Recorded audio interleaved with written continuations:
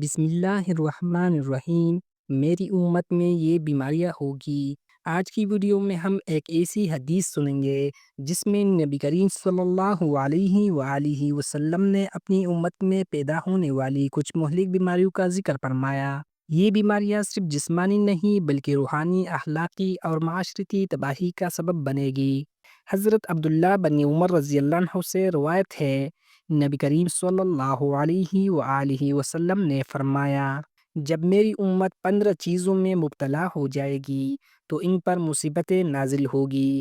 جامعہ ترمذی حدیث نمبر 2210۔ نبی صلی اللہ علیہ وآلہ وسلم نے ان میں سے کئی بیماریوں کا ذکر کیا جسے لوگ مال غنیمت کو ذاتی مال سمجھیں گے، امانت کو غنیمت، زکوٰۃ کو بوجھ، دین کو دنیا کمانے کا ذریعہ، اور مرد اپنی بیوی کی اطاعت اور ماں کی نافرمانی کریں گے۔ حضرت ابو ہریرہ رضی اللہ عنہ سے روایت ہے، نبی کریم صلی اللہ علیہ وآلہ وسلم نے فرمایا، جب زنا عام ہو جائے گا اور کھلے عام کیا جانے لگے گا تو ایسی بیماریاں پھیلے گی جو پہلے کبھی نہ دیکھی گئی۔ ابن ماجہ حدیث نمبر 4019۔ یہ حدیث آج کے دور پر بالکل صادق آتی ہے، جہاں بے حیائی اور فحاشی عام ہے اور نئی بیماریاں روز بروز جنم لے رہی ہے۔ قرآن میں ارشاد باری تعالیٰ ہے، اور جب وہ کسی فحاشی کا کام کرتے ہیں تو کہتے ہیں ہم نے اپنے باپ دادا کو بھی اسی پر پایا، اللہ نے بھی ہمیں یہی حکم دیا۔ سورۃ الاعراف آیت نمبر 28۔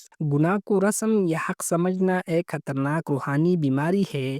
یہ وہ روش ہے جو اللہ کے عذاب کو دعوت دیتی ہے۔ خلاصہ، نبی کریم صلی اللہ علیہ وآلہ وسلم نے جن بیماریوں کی خبر دی وہ صرف جسمانی نہیں بلکہ معاشرتی زوال کی نشانیاں ہیں۔ اب بھی وقت ہے کہ ہم توبہ کریں، دین کی طرف رجوع کریں اور اپنی نسلوں کو اس تباہی سے بچائیے۔ اگر آپ چاہتے ہیں کہ امت دوبارہ عزت پائے تو خود سے ابتدا کریں، دین کو دنیا کا ذریعہ نہ بنائیں بلکہ دنیا کو دین کے تابع بنا لیں۔ ایسے ہوش میں لانے والی پیغامات کے لیے چراغ ایمان کو سبسکرائب کریں اور اس ویڈیو کو صدقہ جاریہ سمجھ کر شیئر کریں۔ کمنٹس میں لکھیں، یا اللہ ہمیں ہر ظاہری و باطنی بیماری سے بچا۔